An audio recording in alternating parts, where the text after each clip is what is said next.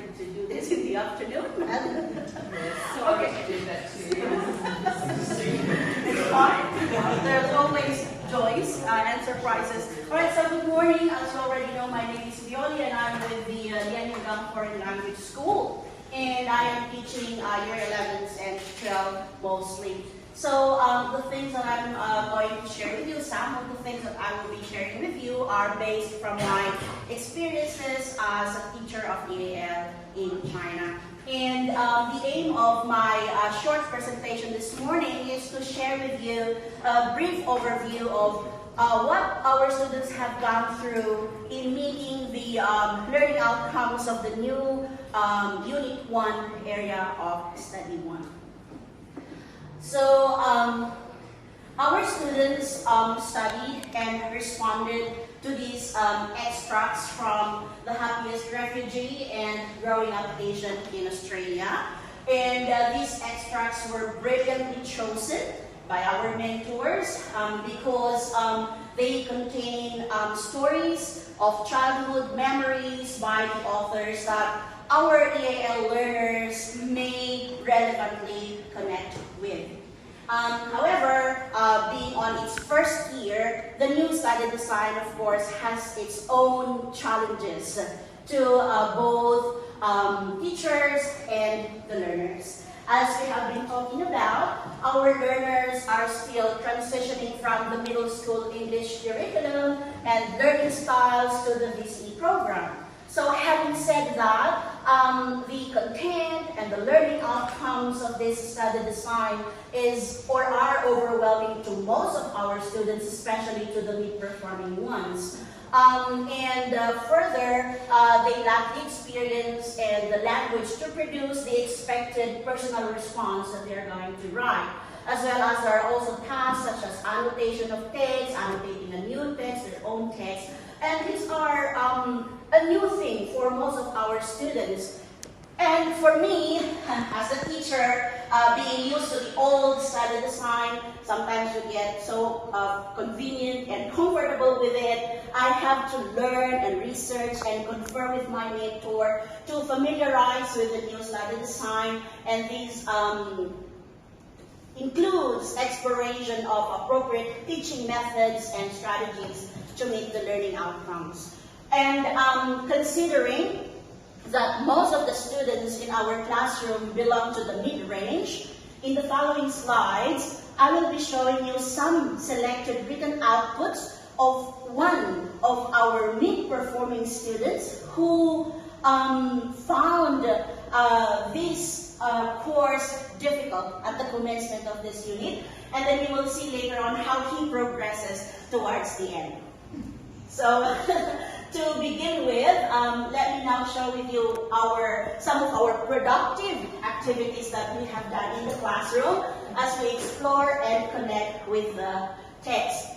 So you can see here our workbook activities. We are provided with a very nice workbook, and we need to fill in these questions. All of those students are required to answer, and this is a very important part of the process because as the students read this text, they are deepening their understanding. They have profound understanding of the text because they are engaging with the text actively. And then this will be very important towards the end because they will be able to reflect and find connections with not just with the characters, but with the issues, the implications, the ideas that being conveyed in the text.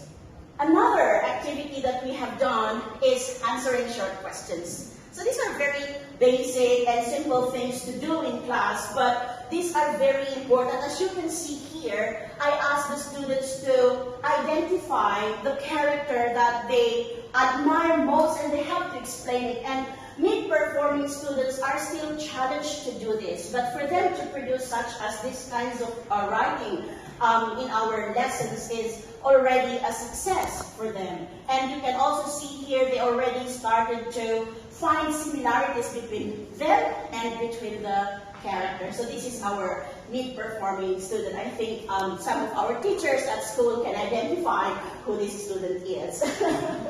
And this is the a very important part, as I said, as they start expressing their thoughts, not just through speaking, but they now start to write. And another thing is this one, completing worksheets. And I like this so much because in this part, the students will now think logically. And they do this individually. And this is very important for them to do it individually because they are now going to practice to reflect. They will practice the reflecting skills because most of the time, teachers are, sometimes me, sometimes I spoon feed my students if I see that they are not giving the response that I want them to give me. And so completing worksheets like this will give them that opportunity to reflect, work individually. And while doing this, they are already revising what is learned in class and working independently. And in this task, I am already asking them to find relevant connection. Which part of the memoir resonated with you?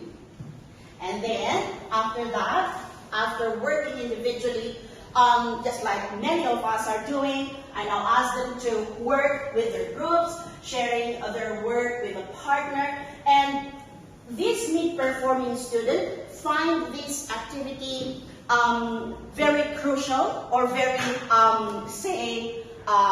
helpful for him because this activity is less overwhelming for him to share his ideas, to ask questions, instead of asking him to share it in the whole class or ask a question to the teacher.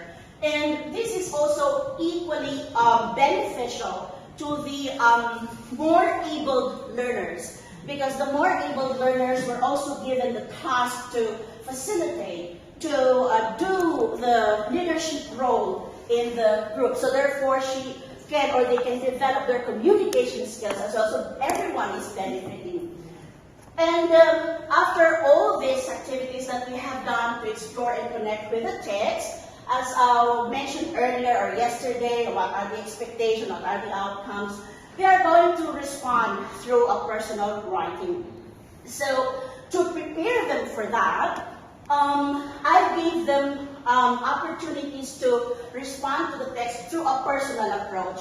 In a personal approach, I mean, I give them opportunities to write short paragraphs, just very short paragraphs, and these are given to them as a homework or a part of the seat work. And because I like giving quizzes every Friday, it can be a part of their quiz every Friday. And as you can see here, this student wrote a short paragraph about her childhood memory.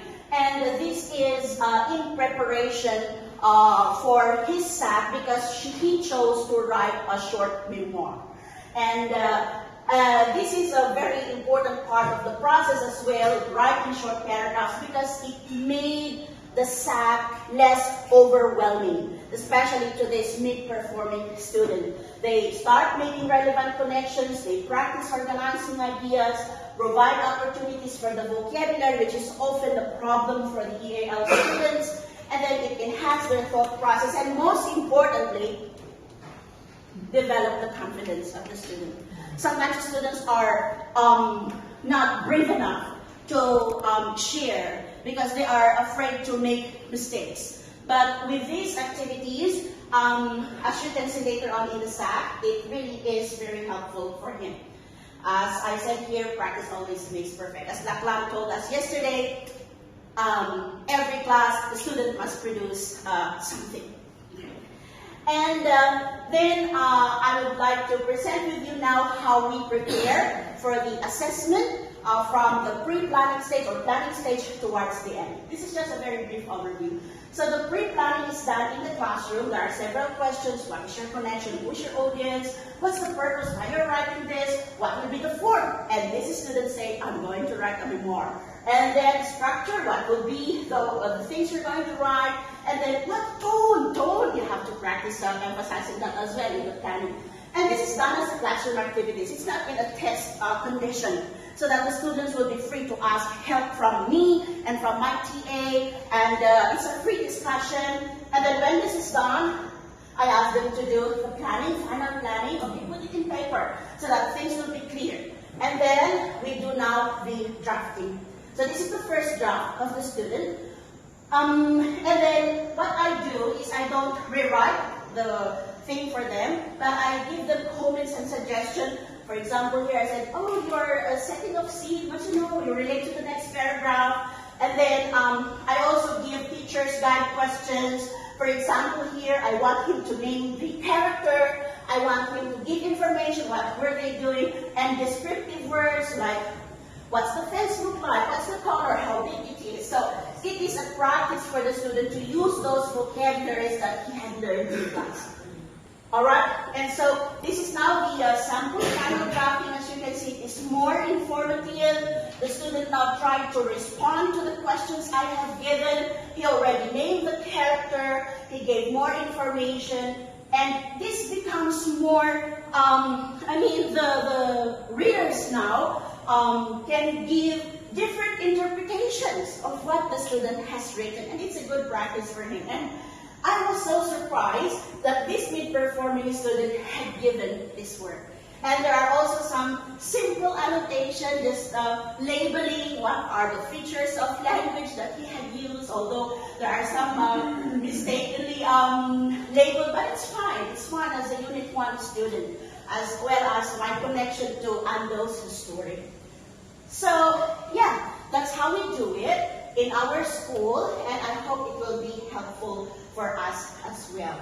So, as I said, there are surprises and joy in our journey to success in this unit, because this is my first time to do this unit. It's an experimenting process, but I was surprised to see that students were able to address that feeling of being overwhelmed. And the confidence that we need them to have, as well as they were able to evaluate their work, learn from their mistakes, improve their strength, show progress in the English language.